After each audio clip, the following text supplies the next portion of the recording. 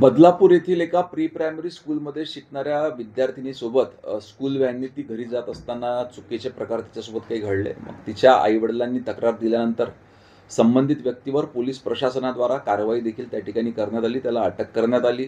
त्या व्हॅनचा परवाना रद्द करण्यात आला. व्हॅनवर फाईन देखील त्या ठिकाणी ठोठावण्यात आलेला आहे.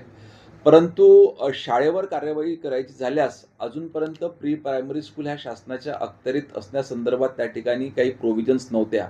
ही बाब माननीय मुख्यमंत्री महोदयांच्या निदर्शनास आपण साधारणतः 7-8 महिन्याआधी आणून दिली आणि त्यांनी तातडीनं प्री प्रायमरी स्कूलच्या संदर्भात एक नवीन कायदा तयार करण्यासाठी शासनाला सूचना दिलेल्या आहेत. लवकरात लवकर ह्या संदर्भात कायदा तयार करून राज्यातल्या सगळ्या प्री प्रायमरी स्कूल ह्या शासनाच्या अखत्यारीमध्ये येतील. भाऊ, कशा पद्धतीने शासनाच्या अखत्यारीतील काही मसुदा तयार झालेला आहे का आणि अशा घटना घडल्या त्याच्या कशा पद्धतीने कारवाई? एक अभ्यास गट तयार करून त्यांनी मसुदा तयार केलेला आहे.